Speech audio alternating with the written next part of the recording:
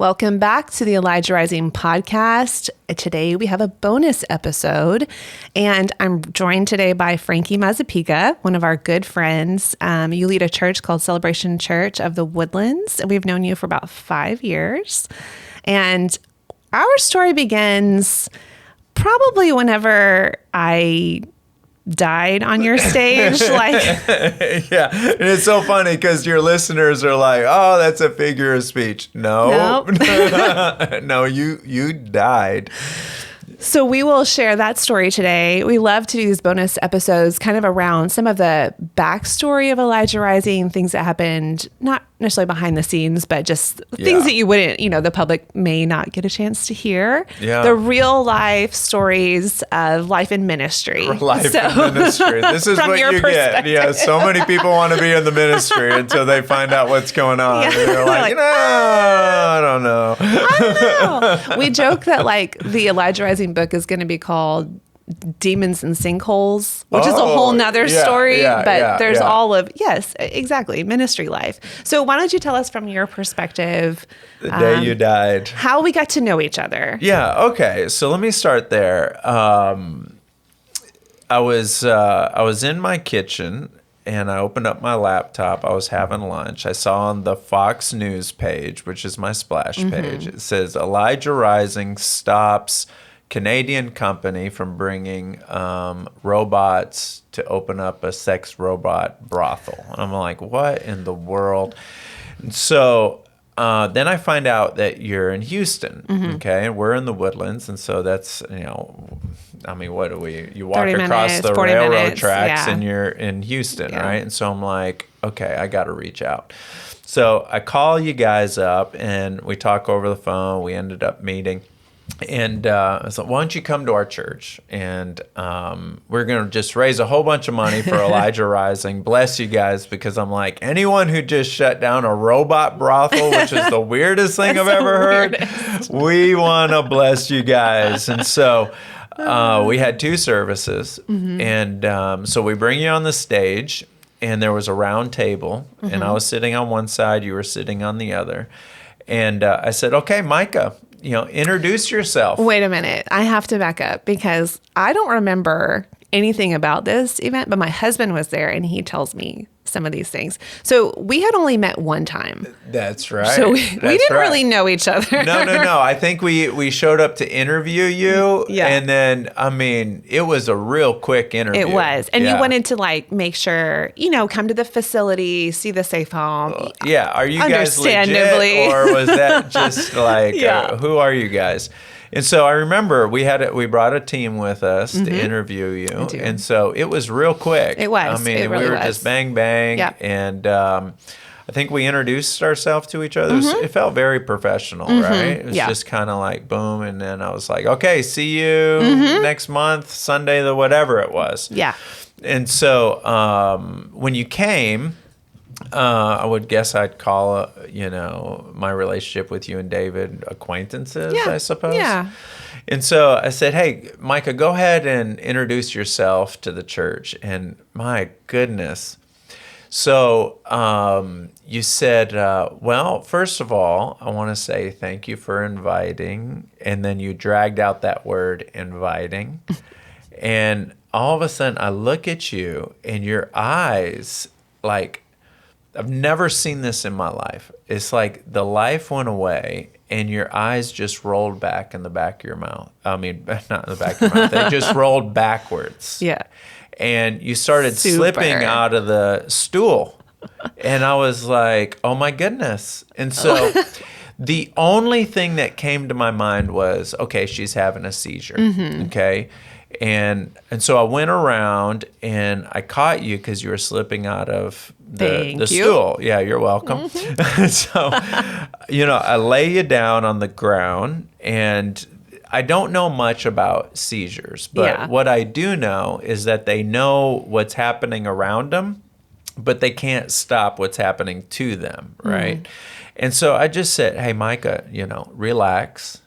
Everything's okay. And little do I know that you are going into full cardiac arrest or like right before my eyes. And so I look up, and we thank the Lord we had a doctor, and she works in the emergency unit. And then we had a guy who he was in the military for several years. He worked in Iraq, right? So I looked over there, and both of them kind of were looking at me like, "Hey, do you need help?" And I looked at them, and I was like, "Yeah, come up here Pretty quick." sure. So they come up there. And, at that point, I'm a couple feet away from you, and I've never, like, obviously, but I can't explain this to anyone and communicate it well unless they've seen it. But I'm looking in your eyes, trying to determine how well you are, and the life just goes away. Like, you're gone. Eerie. You're not here, right? And so, when you go to a funeral and you walk past a casket, and everybody always says the same thing, right? They're not here. But to see someone, like, in a second, like, you're there and you're gone, it was, like, I can't even explain, like, oh, my goodness, like, she's not here. And I don't want to get, like, too graphic, but I do want to paint the picture. David, the guy that served in the military, he was like doing like pumping on your chest to try to keep your heart beating. And because you had already gone, okay, blood was coming out of your mouth, and it was coming out of your nose. And he had the wherewithal of, hey, if we have any chance of saving this girl, and nobody knew what was happening. Yeah. We got to keep her heart beating until the paramedics show up. And looking back, had he not done that, we would have lost you. Totally. Like, there's no way. Then we find out later, what happened. You went into full cardiac arrest, which, and you know more about this than I do, clearly, because you've learned a lot more. But full cardiac arrest is when your breathing stops, your brain stops, and your heart. So all of that, is that correct? Did I word that well? Yeah. And so if someone goes into partial cardiac arrest, one of the three or two of the three, well, in your case, it was all three. You're gone. No brain, no heart, no breathing. That's called dead. It was like the first service, the first time I've been at your church. Yes. And so, Oh, man. so someone called 911, thank God, right? The paramedics come down the aisle, and as soon as they get there, they said, who's the pastor? And I was like, that's me. You need to get everybody in this sanctuary out of here. And so all like 400 of them or whatever. Yes, all of you guys need to get out, right? Get out of here. Okay. So, and so they all leave, and they're in the lobby like praying, okay? And then after that, I'm sitting on the front row, and I'm sitting next to the doctor at this point. And she's giving me a play-by-play, right? They're hooking you up. They got IVs, and you're just laying there like, you're gone. You're dead. And I'll never forget, your husband was calling people. I'm so glad he had the wherewithal to do this. He was calling people and saying, hey, look, I need you to pray. And then he'd hang up with them, call the next person. Yeah. And so I'm not a doctor, right? But I am familiar with that sound where, you can hear somebody's heartbeat, beep, beep. And well, yours was like beep. I mean, it was just so eerie. And our second service was much larger than our first service. And so they need parking, right? And so attendance-wise, it's just much larger. And so they're trying to get in, but the people in the first service don't want to leave. And so it was just a madhouse.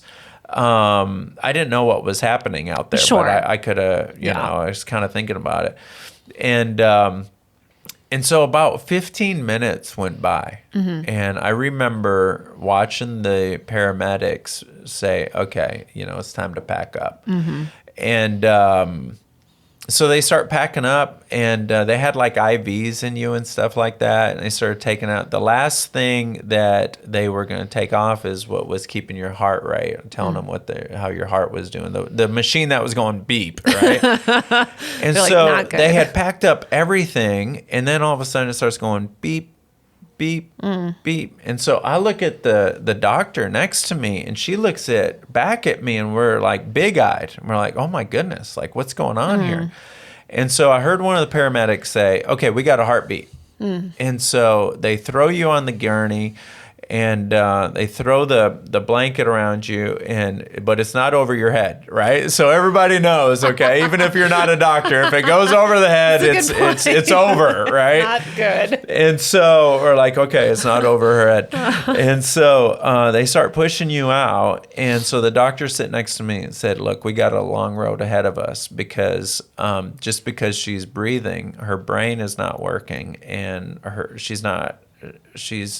heart's not working. Okay. The only her heart is beating, but her lungs are not, and neither is her brain. And so, and it's been 15 minutes. Yeah. And so they put you in the ambulance, they run you off, and so I'm trying to wrap my head around what to do now, because there's blood on our stage. Yeah, I know. Right? There's blood on our stage. And you have people like filing in. Filing in. And I remember because I was trying to move you around for the doctors, and so I had blood like in my fingernails. Oh my gosh, Frankie. And so I'm like, I have to go upstairs and I got to wash my hands, and I'm like, I can't believe this is happening. But what's so interesting? I think I gave it to you. I know that sounds kind of weird, but I saw a needle that they had in your IV, and they left it on the stage. They took everything, but they forgot to pick that up. And I picked it up, and I was like, if a miracle happens, I'm going to want to remember this moment, right? So I know that sounds gross, but it was significant at the time, right? And so I just put it in my pocket or whatever. And so I go visit the hospital, and obviously, I'm dropping every single title I can think of. I'm a pastor, blah, blah, blah, blah, blah. Nobody cares, right? You're not getting in there to see her. And then I went home, and I have a friend of mine. This is another friend of mine. He's a doctor. And he said, look, brace yourself, like get your head together. Like, I think it's like she had a 4% chance of getting to the hospital alive, right? When people go into full cardiac arrest, there's a 96% chance that they're dead by the time they get to the hospital. Yeah. And so he's telling me, look, just brace yourself. Yeah. And then he said this was crushing too. I'm like, man, you are not the bearer of bad news. I mean, good news. And he said, and if she lives, she's not going to be who she once was. And he goes, I don't know what's going to be different. I don't know if it'll be physical. I don't know if it'll be mental, emotional, or all. But she's not going to be the girl that she once was. And so I'm like, and so I said, well, what if she lives? And what if she has no residual effects? And he said, don't let your head go down that road. And he goes, that's not going to happen. Yeah. And I said, well, just what if? Like, what if? And he goes, look, if that happens, I don't want to stand anywhere close to you or your church because lightning just struck. You're like, your church, you mean? Yeah. I thought it was our church. But now it's your church. I was like, okay. He goes, funny. God just did something that I've never seen before in the medical world. Wow. And, I don't know if, this lightning just struck. And so anyway, I finally get an opportunity to go visit you like 4 days later.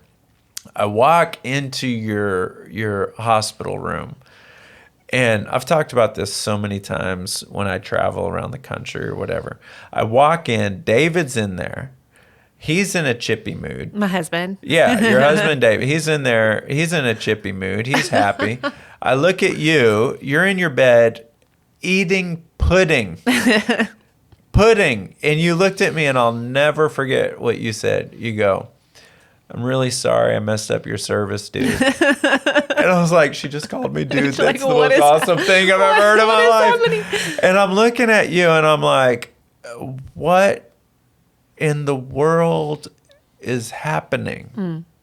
And they kept you for like a couple more days or whatever for like... Yeah, because it was the week of Thanksgiving and they couldn't like get the doctors, to come in or something. And I'm like, this girl could walk out right now, right? They kept you for a couple of more days and they were like, okay, you can go. And then we, they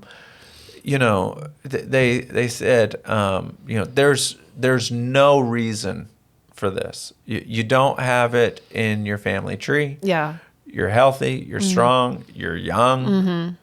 This should not have happened. And I'm like, okay, I just saw someone die and come back to life. Like this is, and I say this all the time whenever I tell the story, but I can't not tell the story and leave this out. When you were on the stage, you got blood coming out of your mouth. Like it was so intense. I felt the Lord just speak to me, not out loud, just like right in my heart. He told me two things. He said, hell hates this girl. And then just like a few moments later, I felt him again say, they, meaning you and your husband, your ministry, Elijah Rising, they are at the tip of the spear. And, and I knew what that meant, in the church world, the church is the bride of Christ. And so people, they're supposed to go to the temple to worship the Lord in Acts chapter 2. But you guys go to them. You guys go to the brothel. You go into the darkness. And wow. That's why you guys are at the tip of the spear. And then from that moment, it was so, it was like, okay, our church will be a supporter of Elijah Rising forever. It was right. It was obvious. Okay. And what's so crazy is our church started experiencing people getting healed, blind eyes, open ears, cancer. And every time we pray for you, people get healed ever since that day. Not everybody gets healed that we pray for, but ever since that day, people have been getting healed since 2018. Well, so thank you for taking one for the team. No, I don't know. I don't know about that. You had to pay the price, I'm not and we all benefited from it. So thank you for taking one for the team. Well, it's one development strategy that I don't recommend. Just kidding.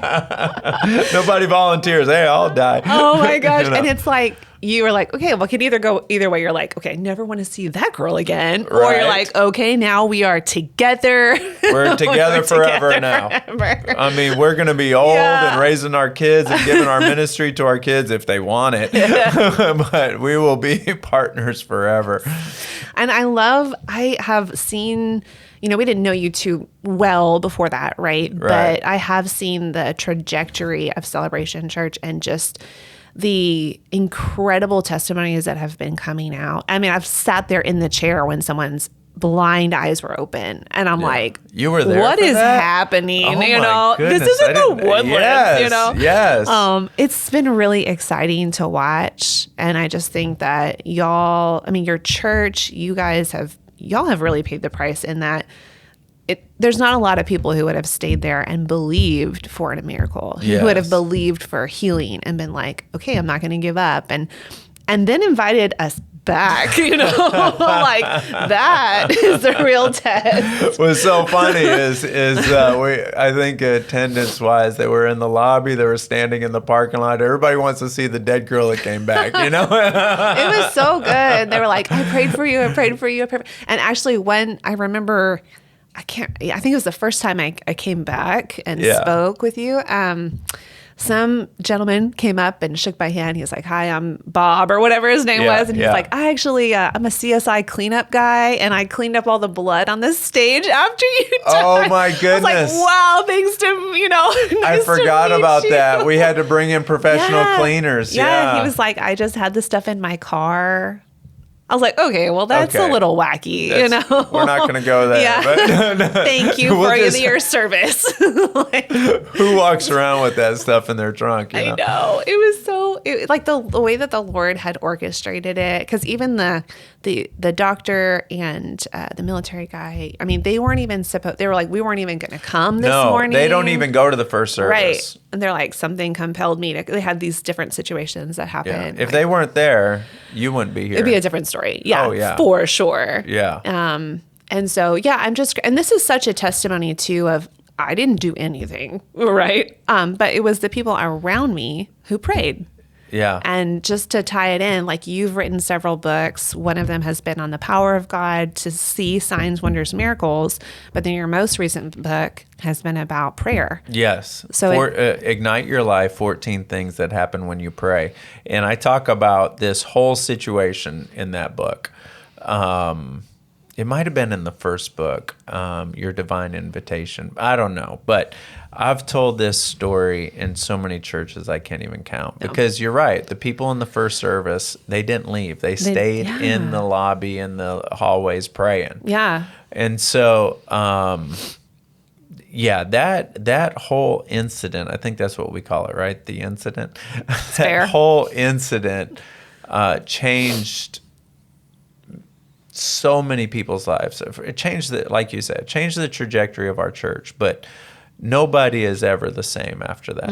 When you see, and what was really cool is one of the mentors in my life, Dr. Randy Clark, he said, well, if you've seen someone die and come back to life, you can believe God for anything now. Fair. You're like, right? Okay, the bar just got a little higher. Yes. That's interesting. That was a wild experience. Well, just another day in the life of ministry. I know we could share like a dozen more stories. I don't think we can find one that can top that one, though. That one's that's the crown jewel right there.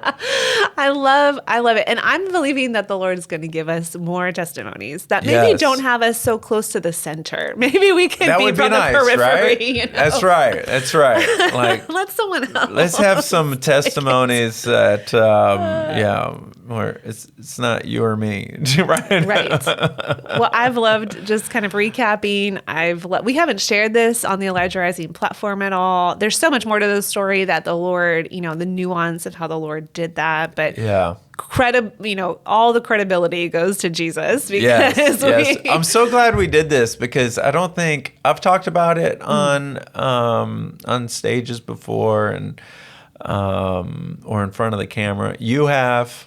But we've never talked about it together. Yeah. So this was fun. And then people, when they invite us, they're like, can we just not do that thing again? Just keep it together. Can we talk about something else? And we're like, can y'all just... Yeah, I understand. I've loved it. Thank you so much for sharing our story on this podcast. Yes. I hope people enjoy it. If you've liked this episode, you can obviously subscribe, and then share with your friends. And you can check out Frankie's other episodes on the Elijah Rising podcast, wherever you get your podcast. Thanks for joining us, and we will check you out next time.